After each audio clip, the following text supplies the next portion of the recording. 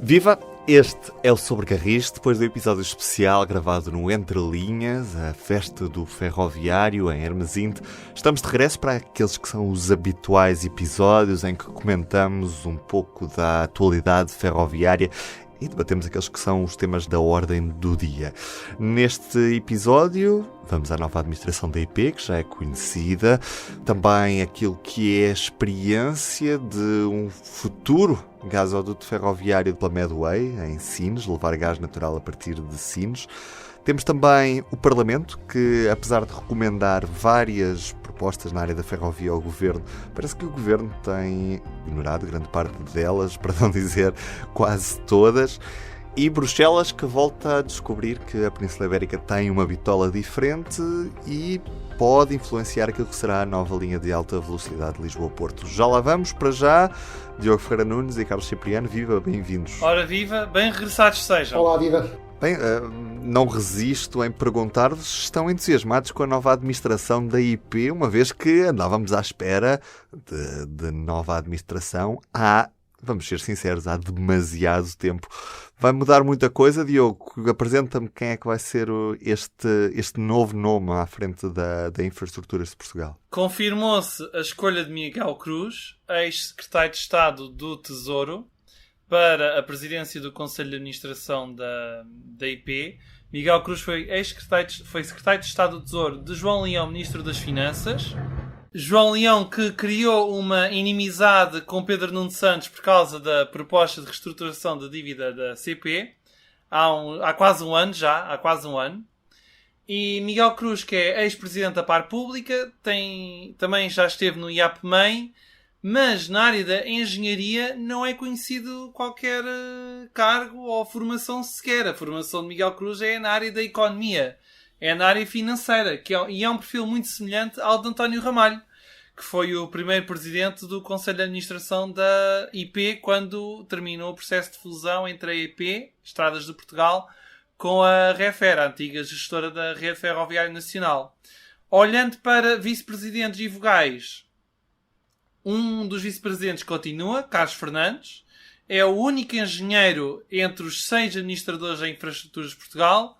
Os restantes membros, a outra vice-presidente, que é Maria Amélia Freire de Almeida, que é ex-chefe de gabinete de Miguel Cruz enquanto secretário de Estado do Tesouro, e depois os outros 3 elementos da administração da IP também não têm qualquer formação na área da engenharia. Portanto, temos mais gestores do que propriamente engenheiros. Ou seja, por um lado pode ser bom porque pode criar uma certa independência da área da engenharia, mas por outro lado pode gerar bastantes problemas porque uma coisa é gerir uma empresa financeira, outra coisa é gerir uma empresa de infraestruturas, que lida não só com estradas, mas no caso que nos convoca aqui, que é o Sobre Carris, os caminhos de ferro em Portugal, as linhas de comboios. E Carlos Cipriano, os caminhos de ferro em Portugal são mais facilmente geridos com quem percebe muito de X6 e coisas desse género?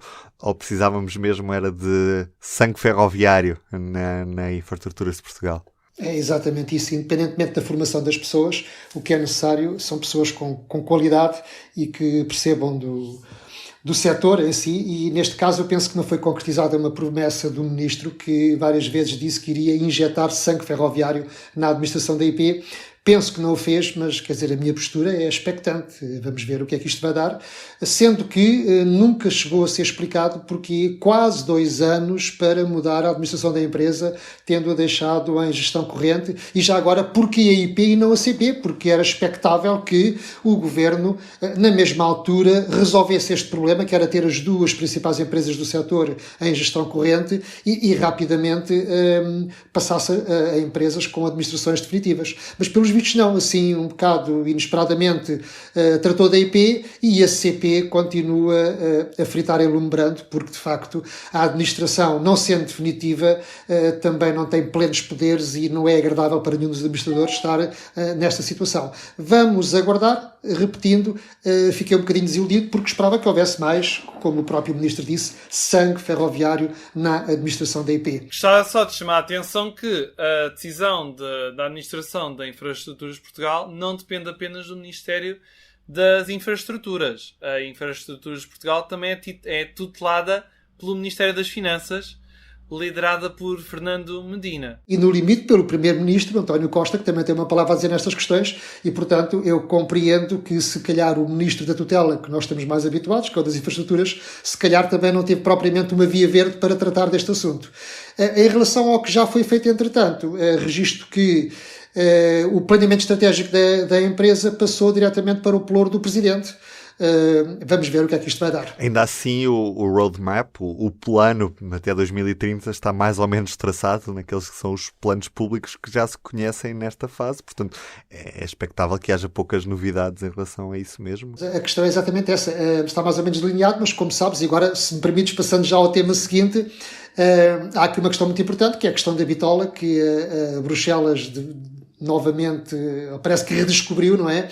E que voltou a pôr na agenda com uma proposta da Comissão para acelerar a migração da bitola na Península Ibérica, tendo em conta que, em termos geoestratégicos, a frente europeia agora ocidental, atlântica, ganha muito maior peso por causa do que está a acontecer com a invasão da Ucrânia e, portanto, parece que na perspectiva eurocrática de Bruxelas, olhando assim para o mapa da Europa, resolveram começar a tentar uniformizar tudo e acharam que aqui Portugal e Espanha se calhar era conveniente termos todos a mesma bitola e tal. Bom, foi feita essa proposta, obviamente que isto ainda vai ser filtrado pelo Conselho e pelo Parlamento.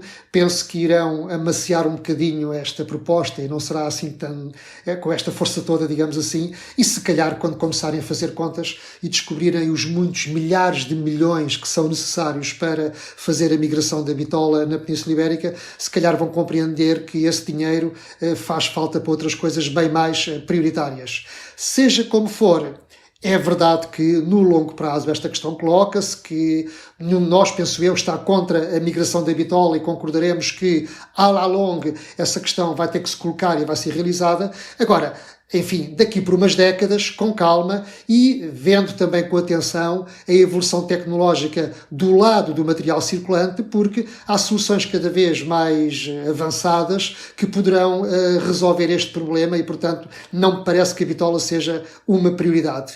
No caso da linha Lisboa-Porto, da futura linha de alta velocidade, ao que parece, esta proposta da Comissão obrigaria Portugal a construí-la já em bitola europeia. Criando uma rede à parte. O que criaria uma ilha, digamos, era uma linha totalmente segregada do resto da rede ferroviária portuguesa e, portanto, retirava aquilo que é o efeito rede, que é um tabu, digamos que é uma coisa fundamental em qualquer sistema ferroviário e, portanto, aquilo que seria aproveitar esta autoestrada ferroviária, como eu lhe costumo chamar, para estar integrada na rede ferroviária portuguesa e servir várias origens e vários destinos, ficaria muito mais complicado e só se conseguiria fazer com a utilização de intercambiadores em Leiria, em Soura, em Coimbra, no Porto, em Lisboa, portanto iria um bocado complicar. No entanto, eu também costumo dizer isto, a ter que ser assim, então Bruxelas que pague, que arque com estes sobrecustos. Enfim, Bruxelas já vai pagar o resto da linha também, mas pronto. Mas de facto, quer dizer, complica bastante a exigência, a ser verdade, de que a linha seja construída em bitola europeia. Carlos, Bruxelas que pague, vamos ver, porque ainda não há 4 mil milhões e meio de euros assegurados para a linha. Diogo, é muito simples. Se não pagar, não haverá linha, ponto. Nós não temos. Mas Bruxelas não vai pagar tudo. Nem tudo, nem 60 ou 70%. Claro que não, mas obviamente que este tipo de projetos são financiados, terão financiamento comunitário ou então não se executam, ponto final. E vão ter de haver privados, provavelmente. Vamos ver isso, é outra questão. Como é que vai ser a construção da linha? Se vai ser uma PPP, se vai ser a IP a gerir aquilo diretamente, não sei. Está tudo um bocadinho em aberto, acho que está tudo a começar a ficar irremediavelmente atrasado também. Mas vamos aguardar, pronto, a IP tem agora uma nova administração, vamos ver.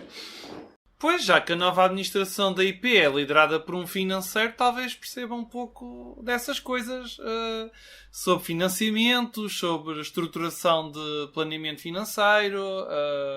Eu diria que a passagem de alguns financeiros pela IP no passado recente não augura nada de bom, tendo em conta esse histórico. Mas vamos aguardar, é como digo, aguardemos. E lembrar também que há problemas bem mais prioritários na União Europeia, como, por exemplo, garantir que há o desenvolvimento de um STM que possa ligar-se o Convel e o RTMS, para, por exemplo, termos um comboio a circular entre Portugal e Espanha, sem ter que se mudar de locomotiva pelo menos. Garantir também que, por exemplo, que há uma verdadeira plataforma europeia para se comprar bilhetes de comboio, uma espécie de Skyscanner ou de Google Flights da ferrovia. E que não existe. Se calhar isso é mais prioritário. Se calhar. Entretanto, faço uma pequena pausa aqui porque este episódio foi gravado a 7 de setembro e, entretanto, o que vamos falar de seguida já aconteceu nesta semana. Trata-se do encontro entre os ministros de Portugal e Espanha com a pasta dos transportes. Aconteceu em Berlim, durante a feira Inotrans, onde esteve o Carlos Cipriano. Mas sobre a feira falaremos no próximo episódio. Voltando à reunião entre Pedro Nuno Santos e Raquel Seixas, onde também acabaram por se sentar os presidentes das operadoras públicas Renfe e ICP, perguntei ao Diogo e ao Carlos o que é que esperavam deste encontro ibérico. Encontro que até agora não teve qualquer conclusão conhecida publicamente. Começamos por ouvir a opinião do Diogo. Eu posso chamar aqui um anjo de um lado e o diabo do outro.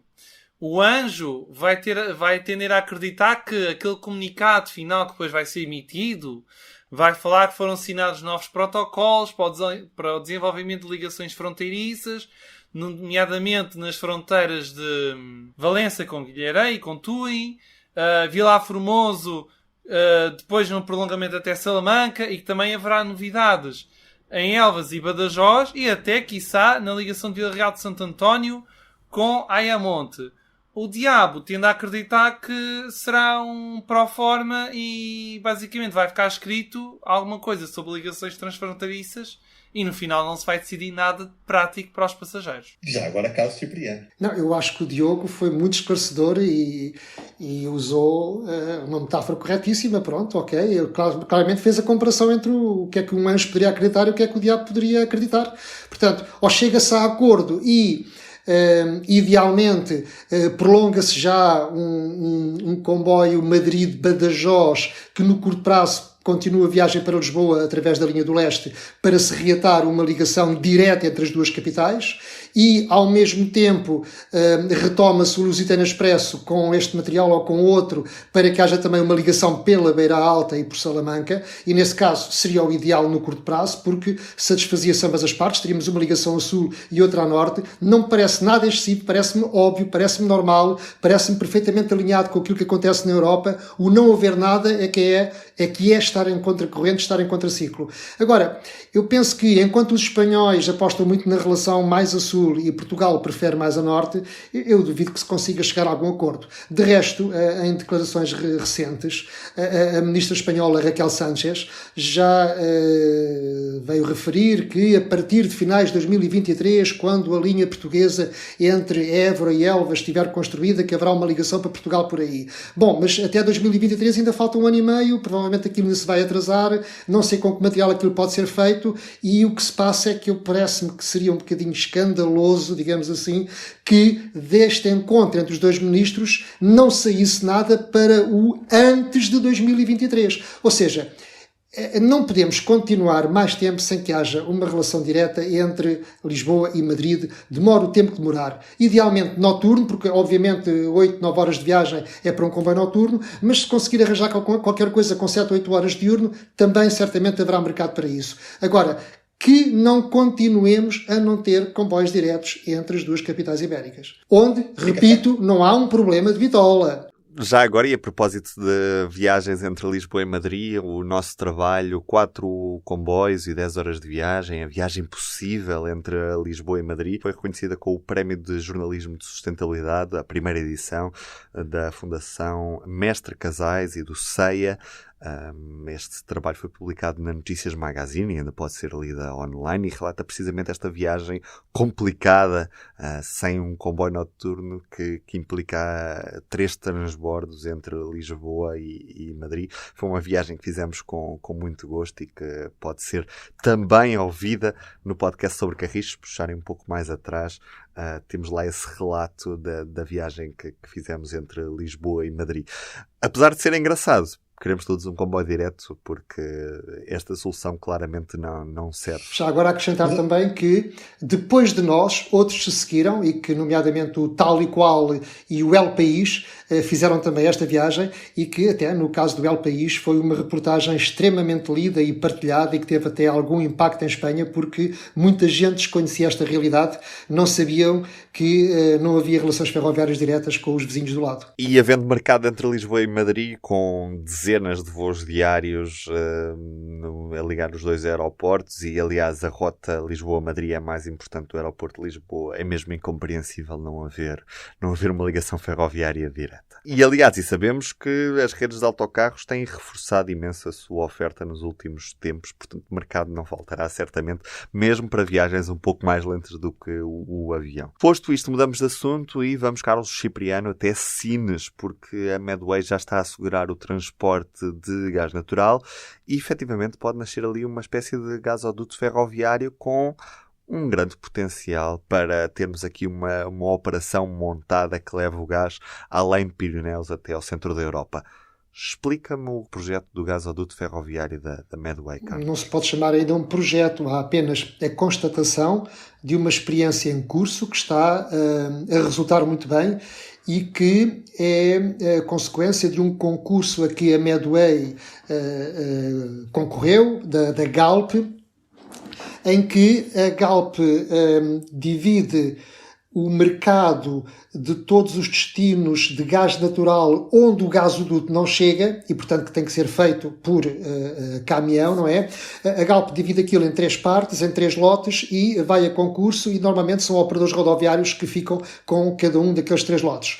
A Medway resolveu concorrer taco a taco com empresas rodoviárias e apresentou uma solução rodoferroviária em que a primeira milha, digamos assim, os primeiros 3 km, que é entre o terminal de gás liquefeito de Sines e a via férrea, que passa ali a 2-3 km, há uns caminhões que fazem o transporte para encher depois umas cisternas que são basicamente como se fossem os contentores, e essas cisternas, uma vez cheias, viajam de comboio, em comboios que não são comboios dedicados, comboios normais, com outros contentores, e são expedidas para entroncamento, Leixões e Valongo. E a partir daí, novamente, são transbordadas para um caminhão que faz depois a capilaridade, fazendo chegar a destinos que vão desde, basicamente, Trás-os-Montes a outros na zona centro. Bom, mesmo com 2 transbordos, que é o caminhão em Sines e depois o caminhão nos terminais, a operação, pelos vistos, é rentável, é económica, funciona muito bem e a Galp ganhou e está a executar aquilo. Ora bem, o que é que falta aqui? Bom, falta pensar um bocadinho mais longe, ter ambição e fazer-se um projeto em que bastaria eliminar um destes transbordos e esta solução ganhava um potencial enorme que poderíamos chamar mesmo de gasoduto ferroviário e podia ir muito mais longe para a Espanha, para a França, a Alemanha.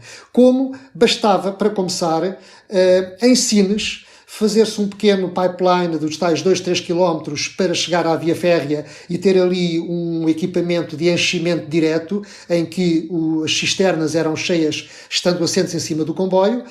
O comboio arrancava, poderia ir para qualquer destino, para já na Península Ibérica. Na fronteira com a França, muito facilmente, através de uma grua, passaria de um vagão para o outro e esses comboios carregados de gás natural poderiam abastecer a França, abastecer a Alemanha, sem qualquer problema. A Medway é que teve esta expressão de chamar-lhe gasoduto ferroviário. Obviamente que não substitui o gasoduto que a Alemanha já referiu que se deveria construir da Península Ibérica para a Europa, além de Pirineus, mas provisoriamente mitigava a falta de gás na Europa e eu penso que era um tipo de solução que poderia ser posta em prática se calhar ainda antes do inverno. Na minha opinião, se eu fosse governo, o que eu faria imediatamente era o seguinte: eu marcava já uma reunião com a Medway, com a IP, com a Autoridade Portuária de Sines e com a Galp para, pelo menos, tentar estudar uma solução para ver se isto realmente era viável ou não, porque eu penso que vale a pena pensar a sério numa solução destas. Eu já estava a chamar o chanceler da Alemanha, o Sr. Olaf Scholz, e também já estava a convocar a Presidente da Comissão Europeia, porque, se calhar, isto é que são problemas mais importantes que a bitola. Só mencionar isso. Isto, se calhar, é mais prioritário do que a mudança da bitola. E numa altura em que a Europa precisa urgentemente de se libertar do gás russo, até porque Vladimir Putin já está a falar que, se for preciso, corta o gás a toda a União Europeia e diz que quer congelar a Europa, se estou a citá-lo, claro. Soluções como esta, que estão quase à mão de semear, quer dizer, o que é que custa, não é? Não é um investimento exorbitante, são poucos milhões, não...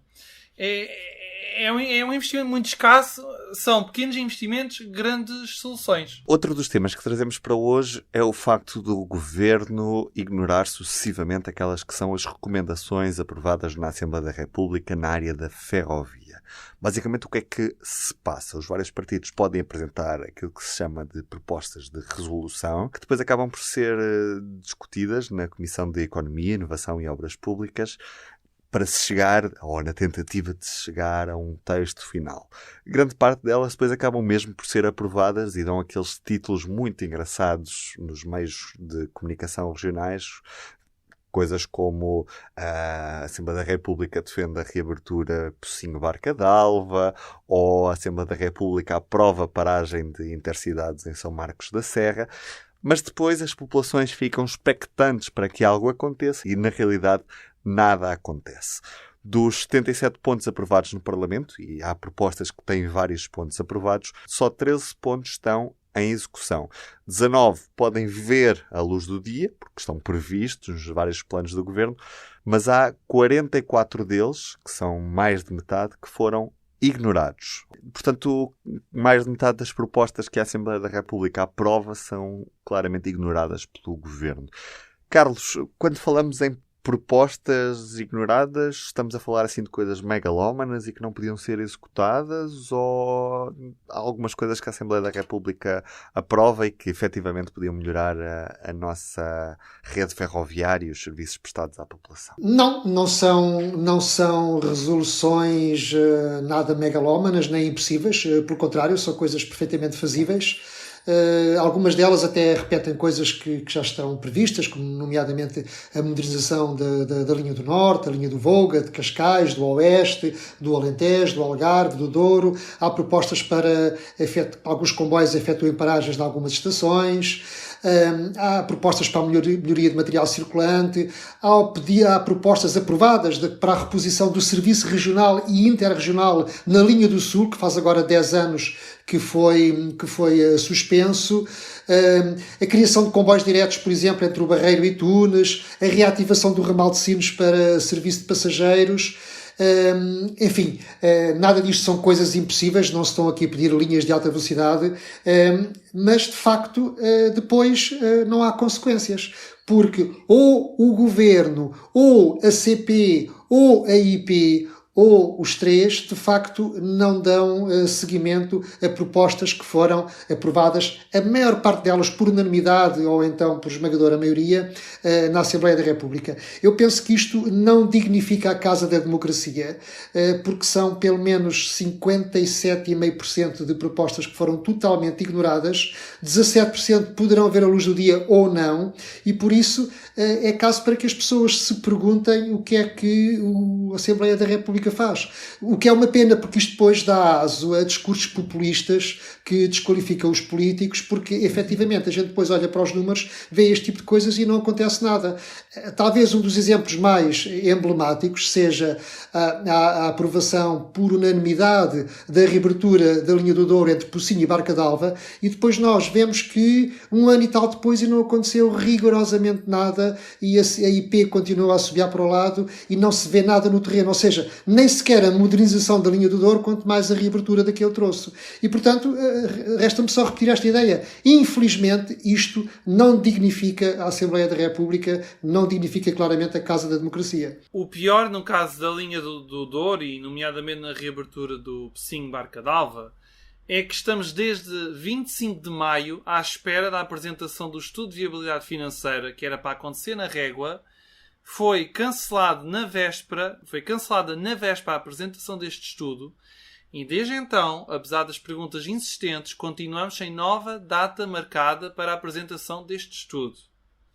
Quando temos uma Assembleia da República unânime na reabertura deste troço, quando temos o próprio Ministro das Infraestruturas, temos discursos políticos a chamar a atenção para a importância da reabertura desta linha. A própria administração da CP, quer o ex-presidente Nuno de Freitas, quer agora o presidente em exercício Pedro Moreira, o que é que explica que, passado este tempo todo, nem sequer seja apresentado um estudo de viabilidade que permita e que justifique a reabertura deste troço? Falaste no Ministro das Infraestruturas, Diogo, desculpa, mas também a própria Ministra da Coesão Territorial, Ana Abrunhosa, falou também, comprometeu-se com a reabertura de Pocinho Barca d'Alva. Portanto, tens 2 Ministros da República com uma promessa dita publicamente mais do que uma vez, tens os presidentes seguidos da empresa CP, tens a Assembleia da República por unanimidade e depois olhamos à frente e dizemos, então e não acontece nada.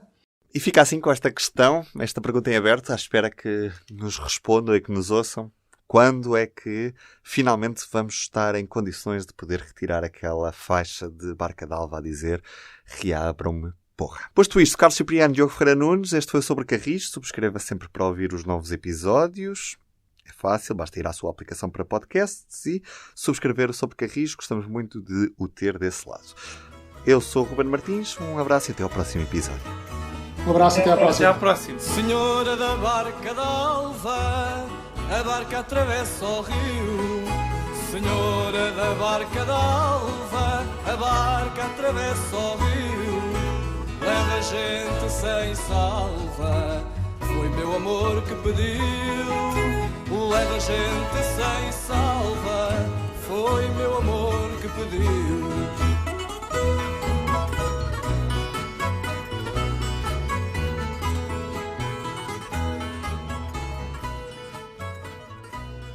O público fica no ouvido.